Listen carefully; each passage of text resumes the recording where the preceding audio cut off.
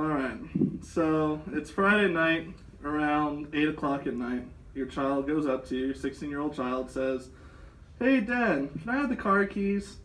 You think to yourself, "You know what? You've been a pretty good kid this last week. You've aced all your tests. You've done really good. You've helped out around the house." And you say, "Here you go." You toss over the keys to your Dodge Challenger, the dream car that you've been working for your entire life to save up for, and you finally got it paid off. Child goes out on their first date, they're all excited, and you're happy to see that excitement in them. 11 o'clock rolls around, no sign. You start to worry, but you don't panic. Then 11:30 rolls around, and you get a phone call. Maybe it's my child calling on a different phone because theirs is dead. "Mr. and Mrs. Smith, your child has been in a serious wreck and is in critical condition." That's when you start to worry.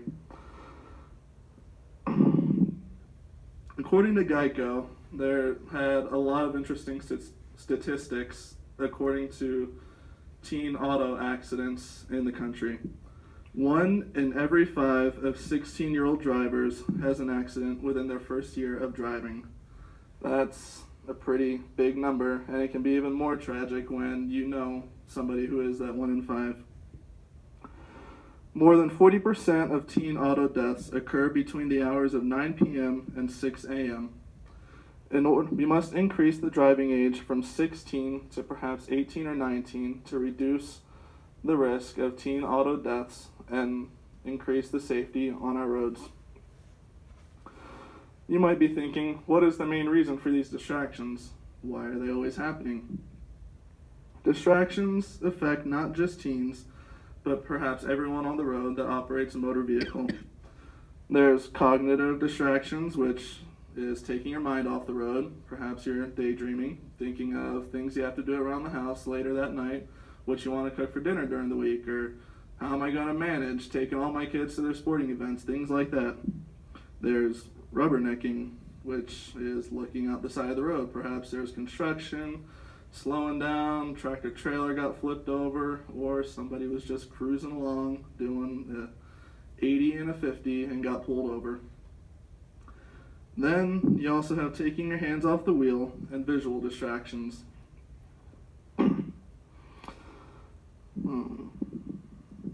Then there's also eating and drinking and driving, as well as listening to your favorite music station all at the same time. Yes, there are some people that I've seen do that. It's a very dangerous distraction, having to unfold your wrapper, eating your fries, and drinking that Dr. Pepper at the same time while trying to pass the semi and trying to switch to that Pandora station that you always love to listen to. Teens are most susceptible to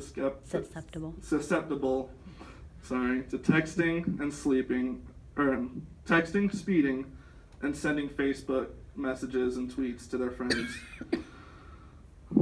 That, paired with anxiety, results in dangerous scenarios and accidents.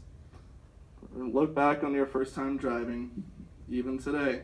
When you drive down a neighborhood you've never driven by before, especially at nighttime, we all get a little bit of anxiety because we're not familiar and accustomed to those roads.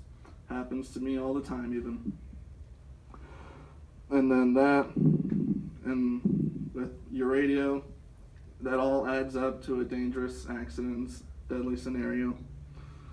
That's why there should be a way to appoint a designated DJ, as I like to look at it in your car. There's always, the rule of thumb is hand everything over to the passenger driver. Want snacks? Let him be responsible for that. Want good music? Let him be responsible. Need to look at your phone to see how far away you are? Let your passenger be responsible for that. That way, it allows you more time to focus on the road and avoid getting into that deadly collision. To prevent accidents, we must first reduce the risk. We can do that by eating before we're driving. Sure, we all get hungry going on a road trip. You want to go to Vegas or California, whatever, and you want to stop to eat. Go unwrap your Big Mac, eat whatever it is you're eating, and then when you're all done, toss everything out, and then you hit the road. Or, if you're that hungry, let your passenger driver do it. Let him unwrap it for you. That way you're not looking down, figuring out how to unwrap your sandwich and have lettuce and mayo spill everywhere.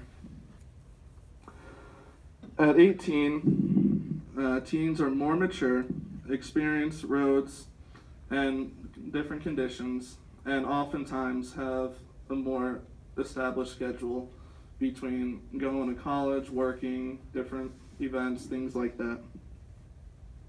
Our hope is that through making these changes, statistics will improve, accidents will decrease, and the rate of deadly accidents occurring in even your own neighborhood will decrease as well. And make less worrying for you when you send your child out to their next event by themselves.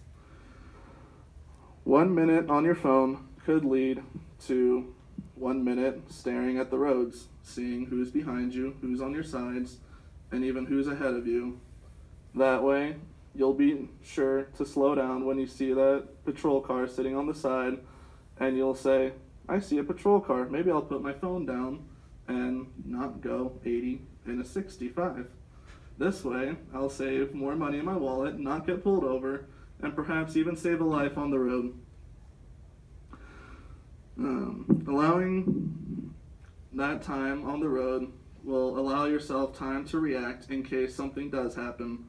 The railroad gates do come down, you'll have enough time to stop and wait for the train to pass instead of yourself being on the news for a deadly train collision on the railroad tracks. And allow safer neighborhoods in our communities. Thank you.